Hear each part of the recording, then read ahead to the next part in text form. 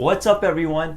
I'm going to be going over the SBA EIDL Loan program and all the details and terms of this loan, as well as any other questions that you may have that you're interested in to get this loan for your own small business. My name is Sulaiman, and on this channel I talk about personal finance, investing, and business. So if you're interested in things like this, consider hitting the subscribe button right now and make sure you also like the video. So let's do a quick recap of the SBA loan program. It initially started out in March 27 when the CARES Act rolled out. Its intention was for small businesses to get funding so they can continue operations because a lot of businesses lost out on a lot of money because of all of the lockdowns.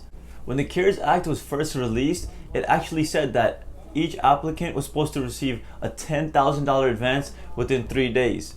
Well, neither of those things happened, and the SBA ended up changing that information, which was $1,000 per employee, and you actually ended up waiting almost a month for these advances. There was a ton of issues with this program in the beginning, and there's still ongoing problems right now. They're trying to see if it's possible to get $10,000 per business or applicant, and you can actually apply again since they ran out of money for the first time within a few days, and then second time again it rolled out and it closed up again, and now for the third time you can apply for this SBA loan program as well. So let's talk about the SBA loan part instead of the advance. So there's actually two parts to this SBA EIDL loan, and one is the grant, which is basically money for you to keep, and then there's the loan part which you can apply for as well. And if you're interested in taking that, we're going to go over the details right now. So I have here opened up the SBA.gov loan information, as you can see here from the SBA.gov website,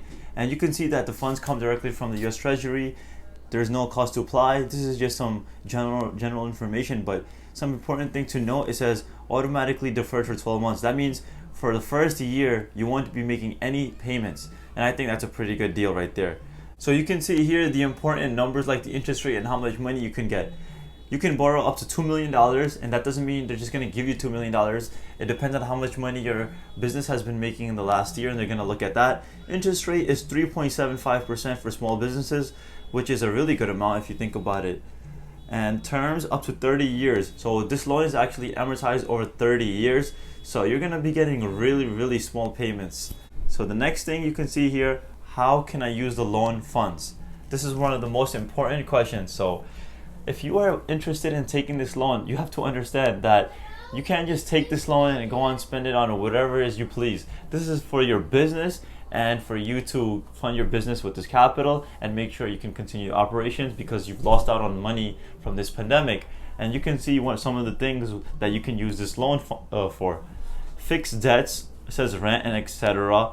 This means that any debts that you have, or maybe you have any other loans, maybe you have your van or your car on financing, you can use it for that. Payroll, you can use the loan funds to pay your employees, of course. Accounts payable, any money that you may owe to people that you work with. If you are actually interested in applying for this loan, or if you have already applied for the loan, then comment down below any questions that you may have, and I'm going to be answering all of them. So the next page is on who is eligible. If you don't already know, any small businesses with less than 500 employees is eligible for this.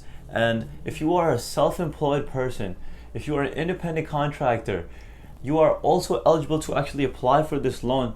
Usually we're not able to, but they included this into this EIDL program. So if you are an Uber driver, a Lyft driver, if you have some kind of small business like a hair salon, you can apply for this loan and you can get it as well. I'll put the link down below for this website so you can actually look at it and yourself and read it and understand the information if you want to. But you can see here that who is ineligible. So if you're engaged in any illegal activity, if you owe child support, apparently, if you're part of working for the government, apparently you're not eligible. And you can see all the other gambling as well as something that is prohibited as well. As you can see here, it actually has a whole entire page of things that you're not allowed to use the loan for, and you can see some of the things like dividends and bonuses, disbursement to owners, repayment of stockholder. So you can see this yourself, that these are the things that you cannot use to pay for with the loan. And another thing that I want to add is, if you are interested in applying for the SBA EIDL program and you have already applied for the PPP, then you should be really careful of how you use the funds. On another note, if you have applied for unemployment and you're like a self-employed person, you can apply for unemployment and you can also apply for the SBA. That is allowed. But if you are filing for unemployment, you can't actually take the PPP loan. Some additional information that I wanted to add was that they will be asking for your financial documents as well as your tax information, your schedule of liabilities, your schedule C, any of your financial documents depending on whatever business you are. You will be showing that, so that is important to have that ready. Another thing that I want to add is they will be pulling your credit. They're going to look at your credit history and they're going to see if you are able to repay this loan. Now, they aren't actually that strict on this loan, and they do have a smaller threshold for your credit score. Well, that is it for this video. I really appreciate you watching, especially if you're up to this part. Consider subscribing to this channel and liking the video, commenting any questions that you have. You can also follow me on my Instagram at Sulaiman.